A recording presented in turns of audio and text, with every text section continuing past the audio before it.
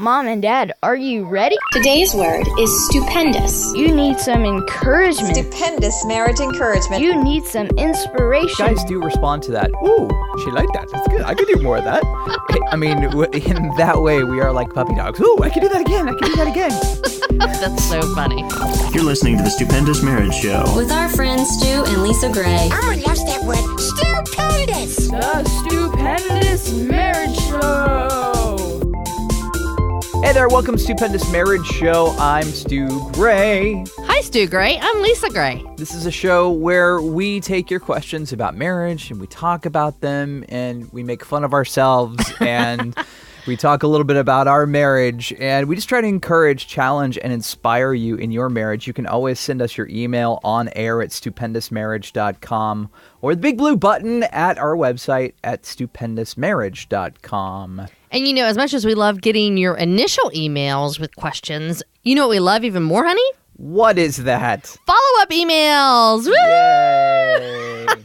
We have gotten a couple emails recently from listeners where we have answered their email on the show. And I just wanted to, if you wanted to read the one that we just got this past week, we just wanted to thank them for emailing in and kind of giving us an update. Hey guys, I emailed you in August about my husband wanting me to work when we have kids. I just wanted to update you and say I took your advice, Lisa, and have been praying to God to change one of our hearts. And then, a couple weeks ago, me and my husband had a argument.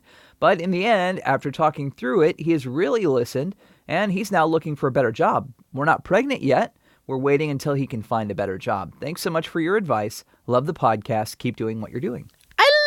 So many times people have asked us before, like, do we rehearse the show? Do we discuss beforehand what we're going to say?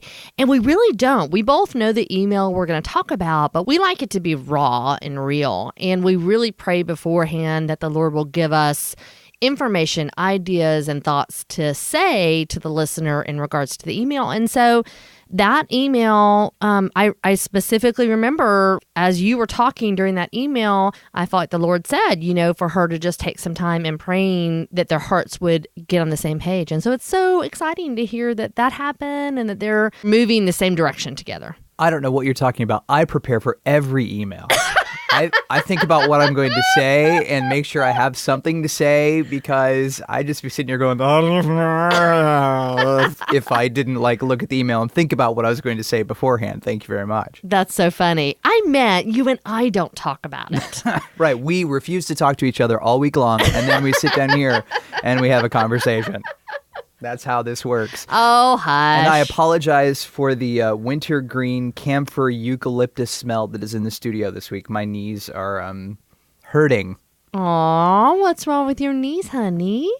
Well, we had a busy week last week with Halloween and your birthday, and then we were part of the musical at our son's school, Willy Wonka Jr. It was a lot of fun, but I was painting and in a gym and on my knees, several hours. And then we had to strike the show and jumping up and down and moving things around. And I'm just not as young as I used to be. You're not. I mean, I don't mean that badly, but...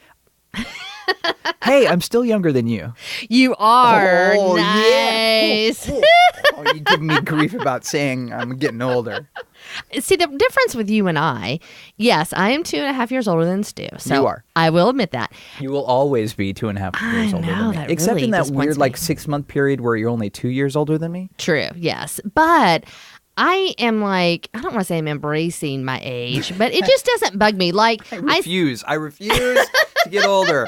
When I got the bifocals, I, went through a period of I can't believe I have to look up differently now to look down to read things. I'm like, really? My body is going to do this to me? My eyes are going to do this? Why? Why, God, why? Maybe this is your midlife crisis. Some guys... I need a Ferrari. I know, some guys go buy a Ferrari. You already have your ears pierced.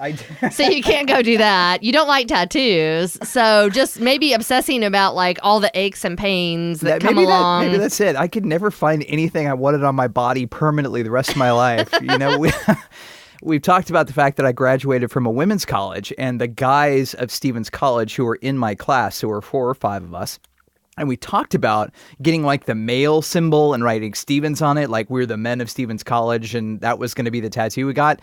And one of the guys went out and got this big old honking like Indian tribal thing on his shoulder and his back. And we're like, oh, we're not going that far. That's crazy. And I'm like, I don't want that on my body the rest of my life. My grandfather got a naval tattoo on his arm. And by the time I was born, I mean, it was just this big green glob on his arm. And you don't know what it is. And I'm sure tattooing has come a long way since my grandfather got his arm tattooed. But still, I don't want to be 80 and have this big old glob on my arm and not know what it is. Yeah, yeah. So when you and I met, I was in my late 20s, and I was going through my midlife crisis then. Like, everybody joked with me about what is going on with you, because in a very short period of time, I went from buying an SUV to going out and getting a Jeep Wrangler, and I got my eyebrow pierced, and I just, man, and I was like, okay, I'm good. I'm good now. Like, I got that done, I think at 27, 28.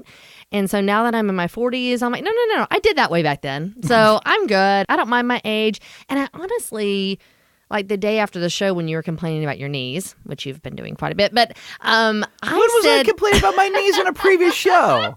And I said, no, before the musical. Oh. I said to you the next day, I was really sore, but I said I would be surprised if I wasn't. Like, I worked really hard on Saturday. So if I had not been sore on Monday, again, just using muscles that I don't use every day and doing things I don't do every day. And so I'm so glad you found oils to help your knees, honey. Maybe we should go get another Jeep Wrangler. I liked your Jeep. That was cool. Oh, maybe no. that would be okay. Hey, I'll tell you what. We can get you a Jeep Wrangler if that means you stop whining about your body. I can't promise that. I cannot promise that. Oh, well. We got an email coming up. We're glad you're here.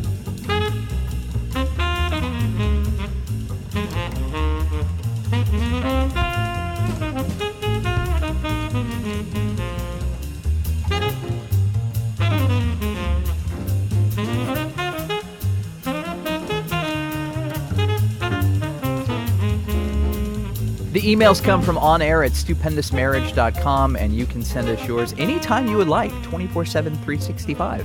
onair@stupendousmarriage.com, or at our website, stupendousmarriage.com. Look for the blue button that says, Send Stu and Lisa an email. Here's this week's email.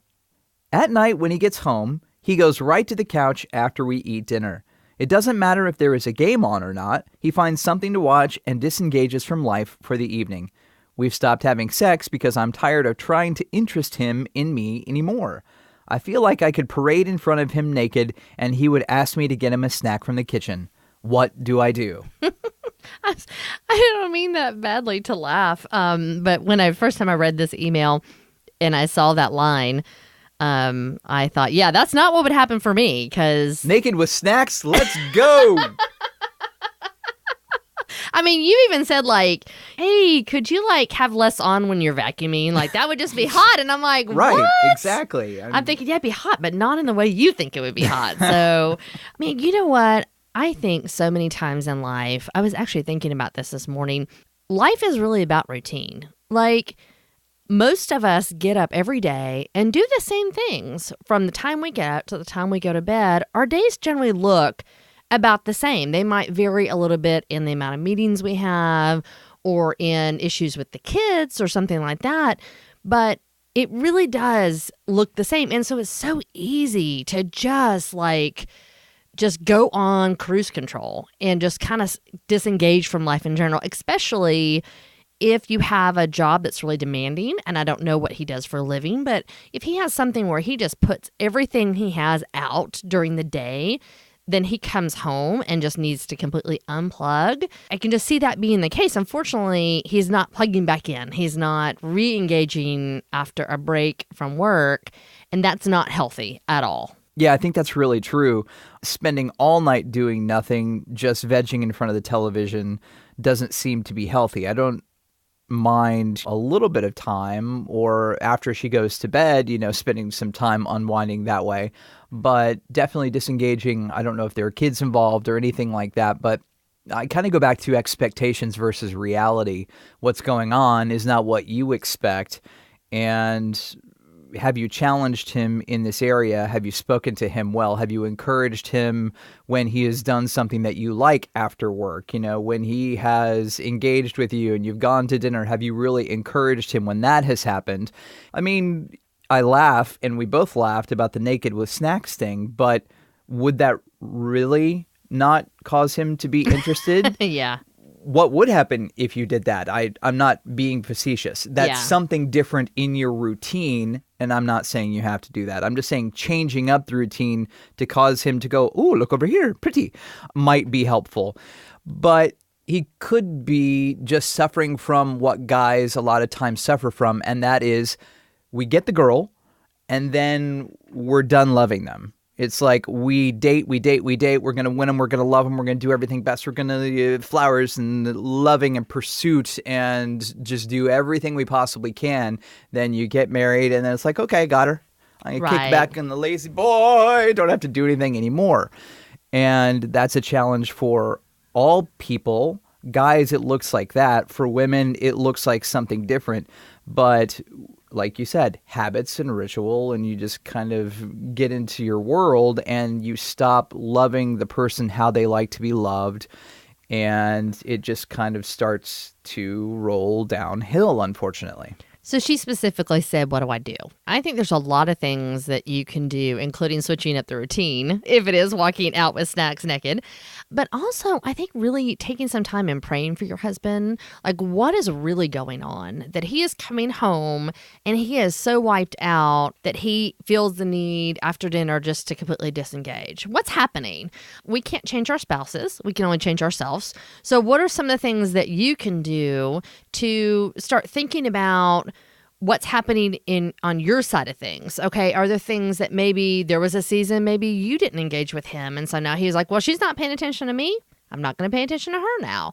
Was there a season where, maybe you've stopped putting on makeup and dressing up and trying to look your best for him? And a lot of women do that. The same thing with men. Once we're married, I think a lot of women at times can just I know I go through periods that I just oh man, he sees me every morning without makeup. I don't have to put makeup on today because we're not going anywhere. Well, I should still look my best for you too, not just the rest of the world. And then also having a conversation, just really being intentional at a time, maybe planning a date night, going out and saying, hey, I just want to check in with you. Are you okay? And not from a it's all about me and I need, but hey, I care about you.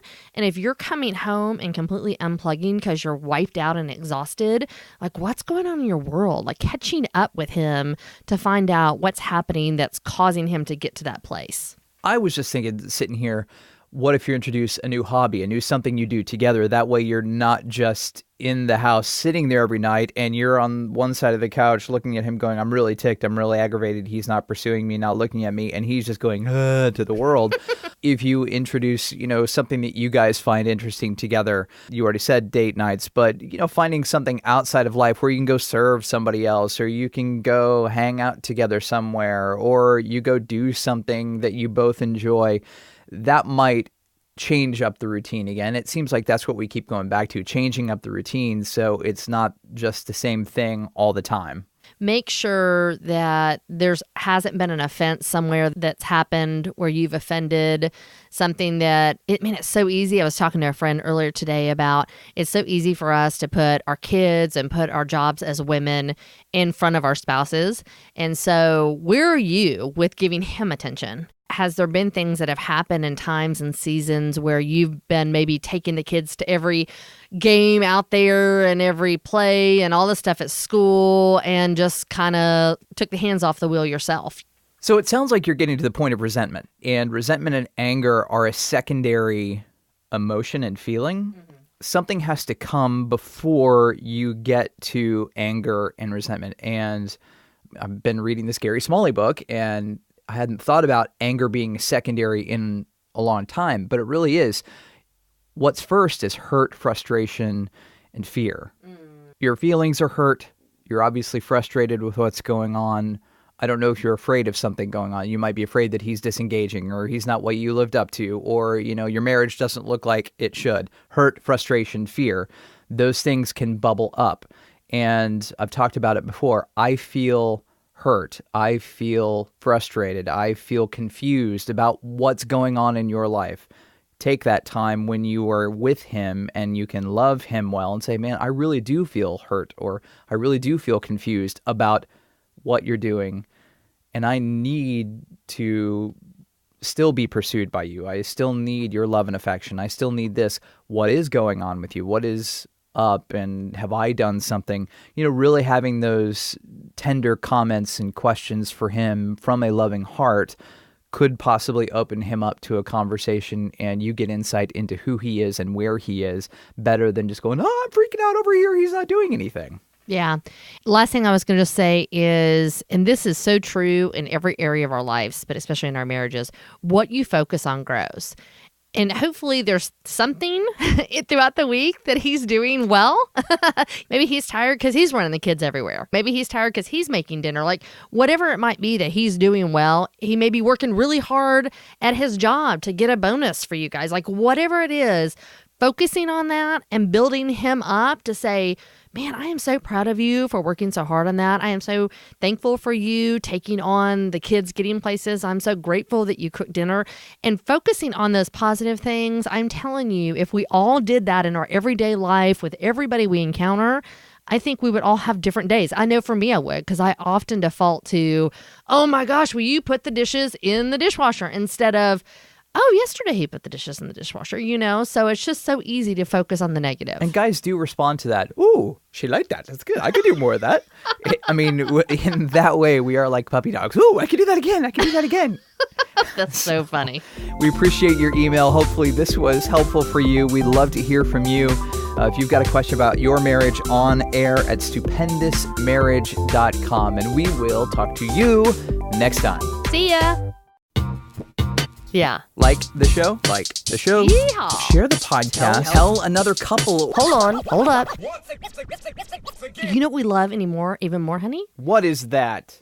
No, really. Like, we've heard. You're really more excited about this than I am. I am. I'm very more excited about this. Very more? Very more. Yes. It was worth it, the very more. So. Doesn't sound like it. I think it's them picking up leaves and stuff out front. Oh, okay. You missed the whole, I emailed you guys. Yes, okay. I was trying to just make it shorter. Yeah. That happened, and that they're, moving in the same way, that they're moving toward. As you cough. Yeah, I think that's really true. I mean, to challenge him. No, I think he definitely, I think, could be. Okay, let's start over. Yeah. Like the show?